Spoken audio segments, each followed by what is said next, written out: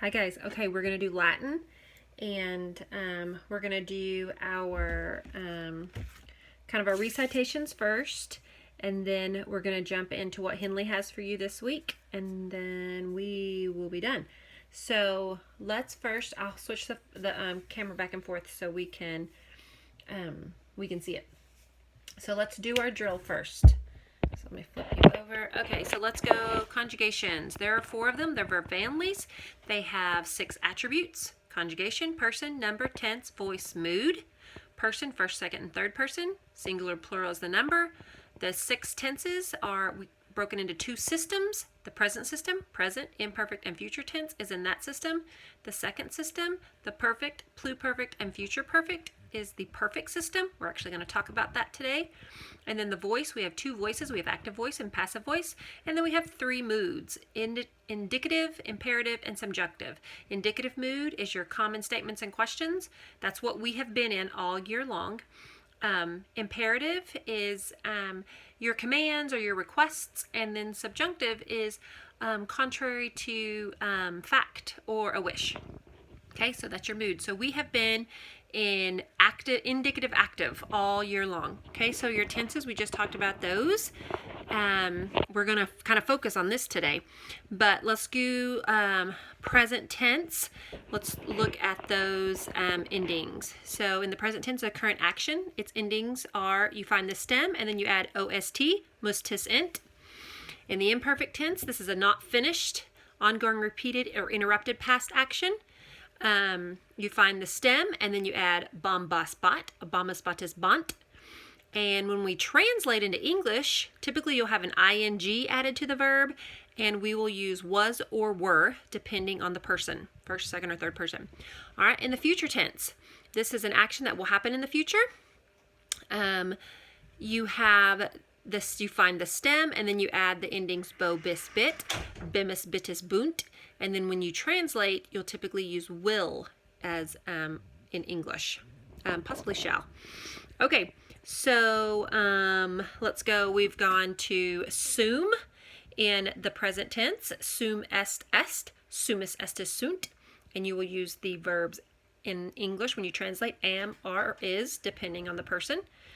And then imperfect for sum: eram, eras, erat, eramus, eratus, erant. And we will translate with the helping verbs was, were. And then future for sum: ero, eris, erit, eramus, eritus, erunt. Now in the future here we go will be, because these are our be. This is a be verb. Sum is a state of being verb. So don't forget that. This is going to be very important because we're moving into the, I said the perfect system. This will help you out. So you will want imperfect and future. You'll want these memorized for a reason you'll see in the next couple of weeks. Okay, so conjugations, let's move up into principal parts.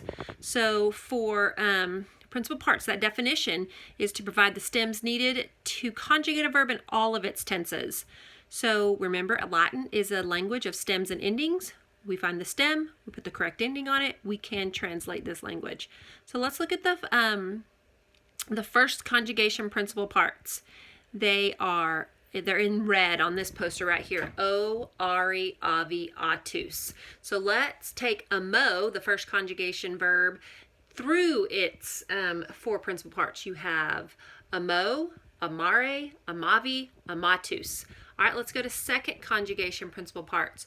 You have ao, airy with a macron, ui, etus. So we're going to take model verb maneo, second conjugation, maneo, manari, manui, manitus.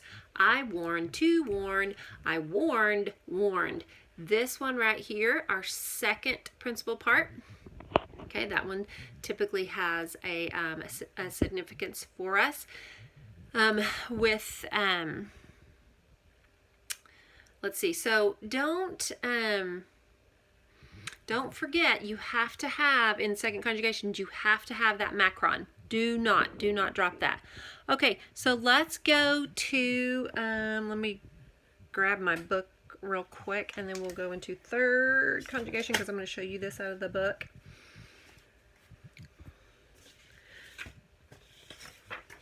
Okay, So we have third conjugations. We have no regular pattern for our principal parts, but the second principal part is E-R-E, no macron. So let's look at third conjugation. They're going to conjugate mito. So you have in the present tense, mito, mitis, mitit, mitimus, mititus, mitunt. And then looks there, you add the E here. Mitebam, mitebas, mitebat, mitebamus, mitebatis, mitebant. Future tense.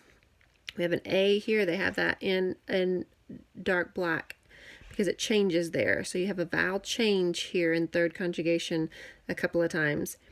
Mitam, mites, mitate, mitemus, mitatis, mitate. Okay. So fourth conjugation.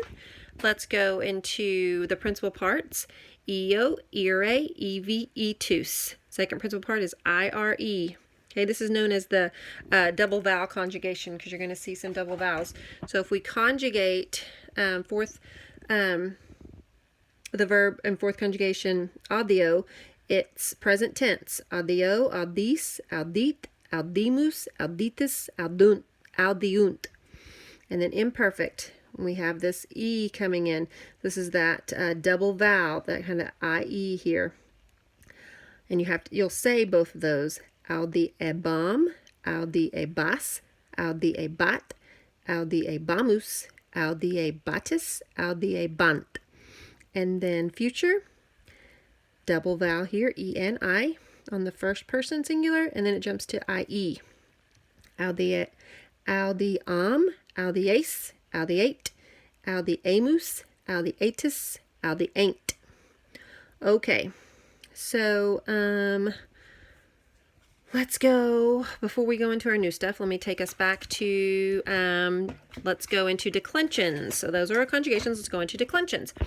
So let's decline each of these model nouns. So mensa, mensa, mensai, mensai, mensam, mensa, mensai, mensatum, mensis, mensas, mensis. If you're doing ecclesiastical, it's mensa, mensae, mensae, mensam, mensa, mensae, mensatum, mensis, mensas, mensis. Okay. Second declension. Deus, Dei. Deus, Dei, Deo, Deum, Deo, Dei, Deorum, Deis, Deas, Deis. Bellum, neuter. Remember, accusative and nominative are going to be the same. A in the plural. Bellum, belli, bello, bellum. Bello, bella, bellorum, bellis, bella, bellis. Third declension, masculine and feminine. Pater. This is going to be a various. It can change. Pater, patris, patri, patrem, patre, patres, patrum, patribus, patres, patribus. Okay. Third declension, neuter. Neuter rules coming into effect. Nomen is our noun. Nomen. It's going to be the same here. Nomenis, nomini, nomen, nomine, nomina, nomenum, nomenibus, nomina, nomenibus. All right, fourth declension. Typically masculine. We have some neuter that we'll learn later. Portus. Portus. Portus has a macron. Portui. Portum. Portu. Portus with a macron. Portuum. Portuibus. Portus. Portibus. Fifth declension. Typically feminine. Race is our noun here. Race. Rei. Rei. Rem. Ray. Race. Rerum. Rebus. Race. Rebus. And then our gender triangle. First declension is typically feminine. Second declension is masculine and feminine. Third declension is all three. They have to be memorized.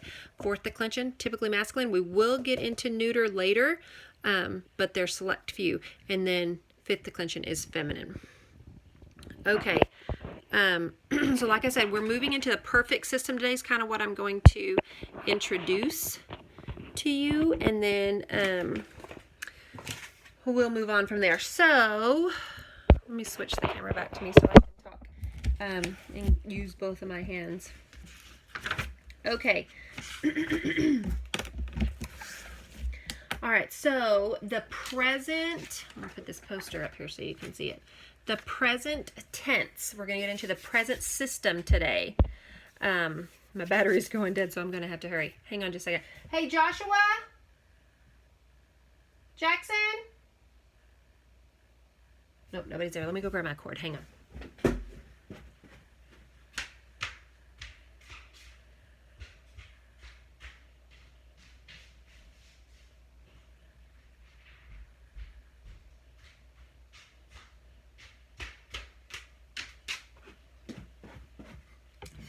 Let me plug it in.